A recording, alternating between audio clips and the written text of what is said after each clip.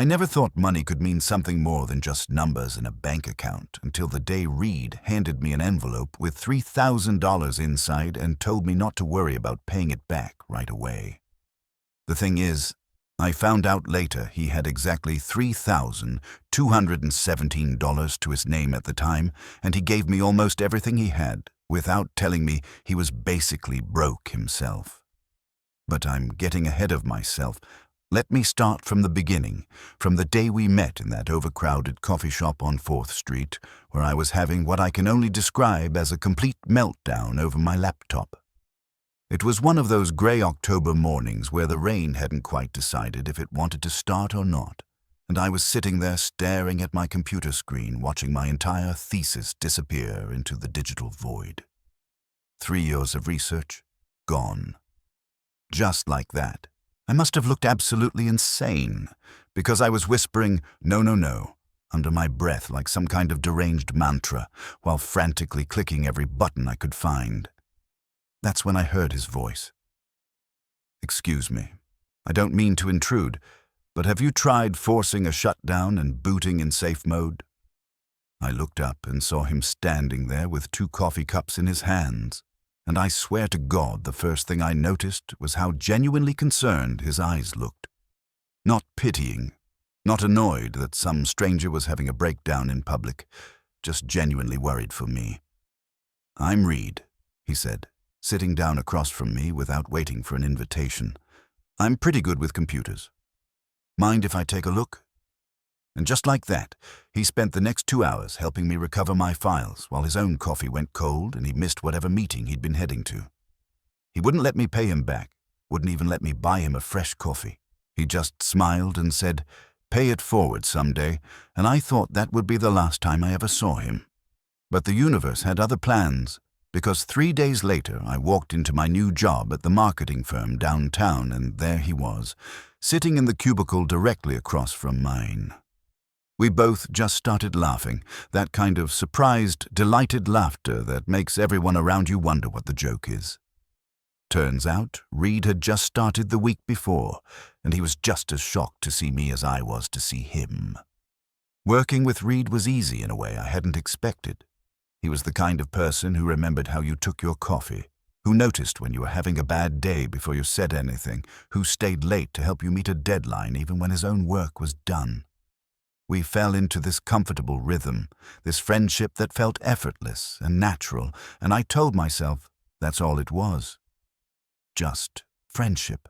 I told myself that when I started looking forward to Monday mornings because it meant seeing him.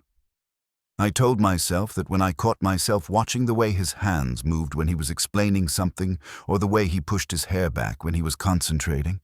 I told myself that when my heart did this stupid little jump every time he smiled at me, really smiled, with his whole face lighting up.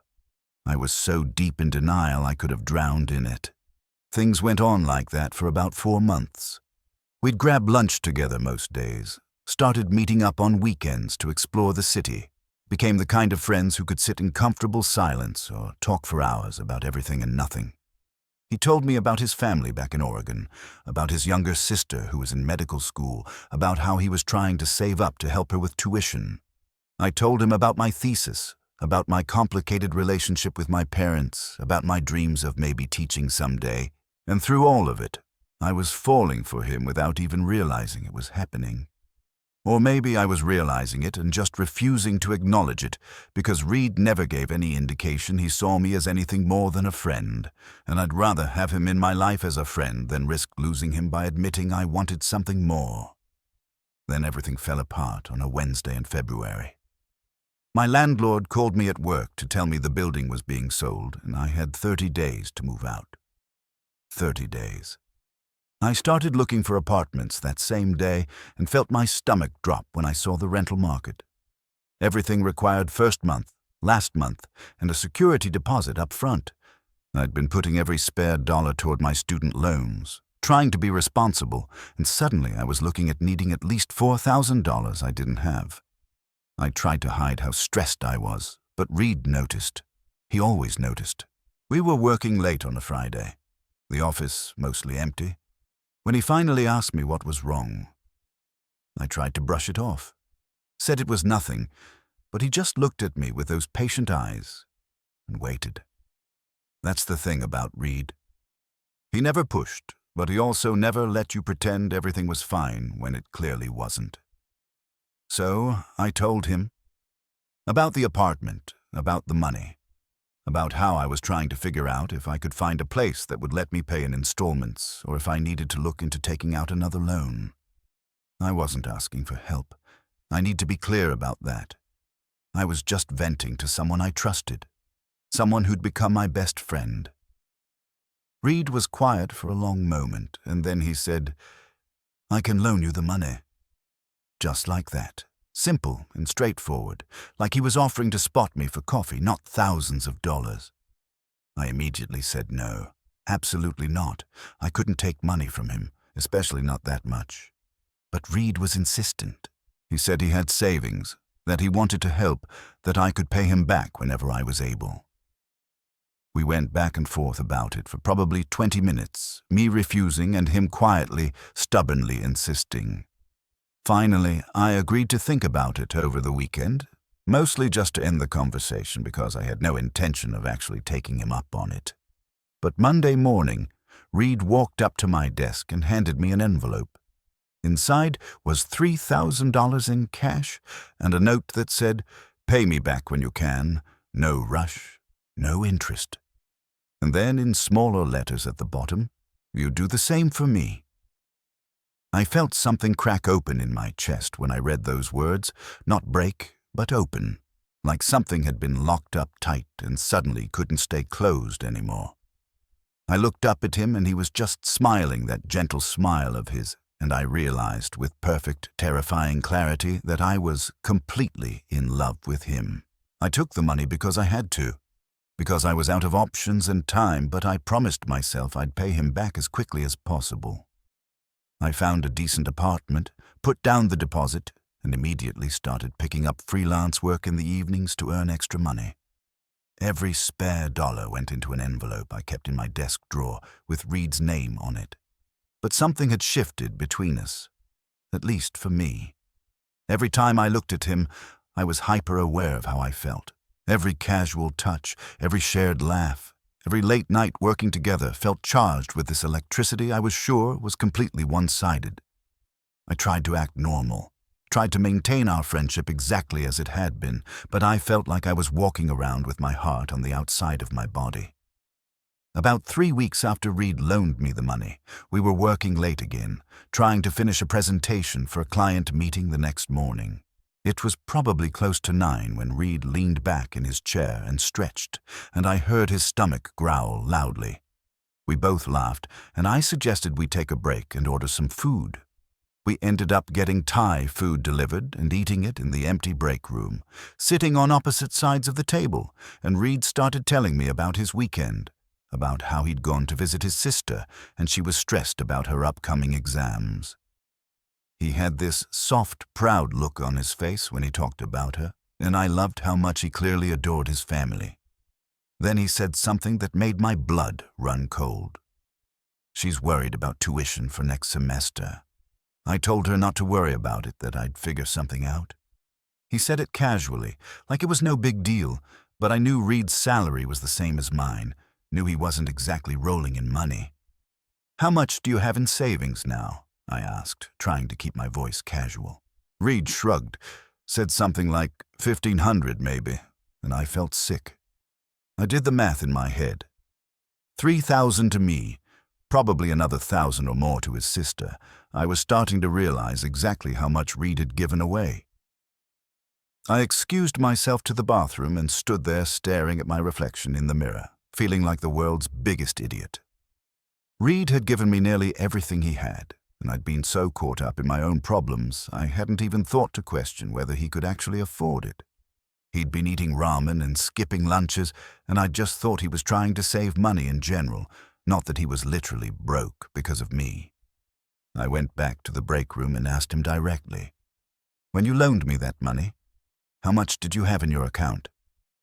Reed got this sheepish look on his face and tried to deflect, but I pushed. I needed to know, finally, He admitted he'd had a little over 3,000, and he'd kept just enough to cover his rent and bills for the month. "Why would you do that?" I asked, and I could hear my voice cracking. "Why would you give me money you couldn't afford to lose?" Reed looked at me for a long moment, and I saw something flicker across his face, something that looked almost like fear. "Because you needed it," he said simply, "and because I couldn't stand the thought of you stressed and struggling when I had the means to help. That's what you do for people you care about. People you care about." The words hung in the air between us, weighted with meaning I was afraid to examine too closely. I stood up, started pacing, trying to organize my thoughts into something coherent. "I have $800 saved up," I told him. "I want to give it to you right now, tonight. You need it more than I do." Reed immediately started protesting, saying we had an agreement, that I should keep the money for emergencies, but I cut him off. "Reed," I said, and maybe my voice was sharper than I intended because he stopped talking and just looked at me. "You gave me almost everything you had. You've been eating ramen and skipping meals. Your sister needs help with tuition. I can't just sit on money knowing you're struggling." We argued about it for probably 10 minutes, and I was getting increasingly frustrated because Reed was being so stubborn about this, so insistent that he didn't need the money back yet. And finally, I just snapped. "Why did you really do it, Reed? Why did you give me that much money? People don't just hand over their life savings to a co-worker, even a friend." "So why?" The silence that followed was deafening. Reed stood up, walked to the window, stood there with his back to me for what felt like an eternity. When he finally spoke, his voice was quiet, almost hesitant. "Because you're not just a co-worker, or even just a friend, and I think you know that. Because I've been half in love with you since the day we met in that coffee shop, and fully in love with you since about a week into working together. Because when you love someone, you help them however you can, even if it means eating ramen for a month." I couldn't breathe. I literally forgot how to make my lungs work for a solid 5 seconds. Reed turned around to face me, and I could see vulnerability written all over his face, could see him bracing himself for rejection. And I just stood there like an idiot, my brain trying to process what he'd just said. "You're in love with me," I finally managed to say, and it came out as barely more than a whisper. Reed nodded, looking miserable now. "I'm sorry," he said. "I know this probably makes everything weird, and I understand if you want to transfer to a different team or something. I wasn't trying to make you uncomfortable. I just couldn't lie to you when you asked me directly." I started laughing. I couldn't help it. The absurdity of the situation, the relief flooding through me, the joy bubbling up from somewhere deep in my chest, it all came out as laughter. Reed looked confused and maybe a little hurt, and I realized how that must look, so I crossed the room to him, grabbed his face in both my hands, and kissed him. It was clumsy and desperate and perfect. Reed made this small surprise sound, and then kissed me back, his hands coming up to grip my waist, pulling me closer. We broke apart after a moment, both breathing hard, and I pressed my forehead against his. "I'm in love with you too," I said. "I have been for months. I thought it was one-sided. I thought I was going to have to just deal with being your friend and nothing more for the rest of my life." Reed laughed, this breathless, disbelieving sound. "We're idiots," he said, and I couldn't argue with that. We stood there, holding each other for a long time, neither of us quite believing this was real, that the feelings were mutual, that we'd both been suffering in silence when we could have been together this whole time. Eventually, we made our way back to the table and actually talked. About when we'd first realized our feelings, about all the moments we'd misread as just friendship, about what this meant for us going forward. Reed admitted he'd been terrified to say anything because he didn't want to lose me from his life entirely if I didn't feel the same way. I told him I'd been terrified for exactly the same reason. We decided to take things slow, to figure out how to navigate being together while also being co-workers, But even as we said that, Reed was holding my hand across the table, his thumb tracing patterns on my palm, and I knew slow was going to be relative. The next morning, I went to the bank and withdrew $800. I gave it to Reed despite his protests, told him it wasn't up for debate. Over the next 3 months, I paid him back the rest of the money, picking up every freelance project I could find. Reed tried to refuse the final payment, said we were together now so it didn't matter, but I insisted. It mattered to me that I paid him back in full, that I didn't take advantage of his generosity or his feelings for me. When I handed him the last payment, Reed looked at the cash and then at me and said, "You know I never expected this back, right?" "Not really. I would have been happy to just let it go." "I know," I told him. "That's exactly why I had to pay you back. That was 8 months ago. We've been together officially for almost a year now, and I still think about that envelope of money sometimes, about what it represented." Reed gave me almost everything he had without hesitation, without expecting anything in return, because that's the kind of person he is. Generous to a fault, willing to sacrifice his own comfort for someone he cares about. We moved in together 2 months ago, pooling our resources to get a nicer place than either of us could afford alone. Reed's sister came to visit last week and thanked me for helping her brother help her with school. She told me she'd never seen Reed as happy as he's been since we got together, and I wanted to tell her I'd never been this happy either, that her brother had given me so much more than just money that night in February. He gave me the courage to be honest about my feelings. He showed me what it looks like to love someone selflessly, without expecting anything in return. He taught me that sometimes the most valuable things we can give each other aren't things at all, but rather the willingness to be vulnerable, to take risks, to care about someone else's happiness as much as our own. Last night we were lying in bed, Reed reading and me scrolling through my phone, and I just looked at him in the lamplight and felt this overwhelming wave of gratitude and love. He noticed me staring and smiled, asked what I was thinking about. I told him I was thinking about that envelope of money, about how it changed everything. Reed put down his book and pulled me closer.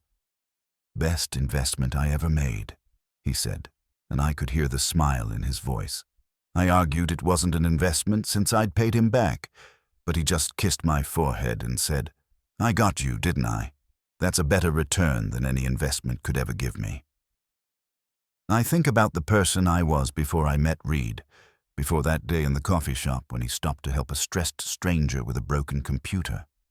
I was so focused on being independent, on not needing anyone, on proving I could handle everything on my own. I thought accepting help was a sign of weakness, that owing someone something meant giving them power over you. Reed taught me that accepting help isn't weakness, it's trust. That letting someone care for you isn't giving them power, it's giving them a gift. That sometimes the strongest thing you can do is admit you need someone and let them be there for you. We still work together, still grab lunch most days, still stay late sometimes to finish projects. But now, when we leave the office, we leave together, heading home to the life we're building. Now when Reed notices I'm stressed, he doesn't have to guess what's wrong, and I don't have to pretend I'm fine. Now when I catch myself staring at him, I don't have to look away or pretend I was looking at something else. I never thought money could mean something more than just numbers in a bank account, but that envelope of $3,000 represented everything I never knew I needed. Trust, sacrifice, love without conditions, the courage to be vulnerable, the willingness to risk everything for someone else's happiness. Reed loaned me money he couldn't afford to lose, and in doing so, he gave me everything I didn't even know I was looking for. He gave me himself, completely and without reservation, and that's worth more than any amount of money could ever be.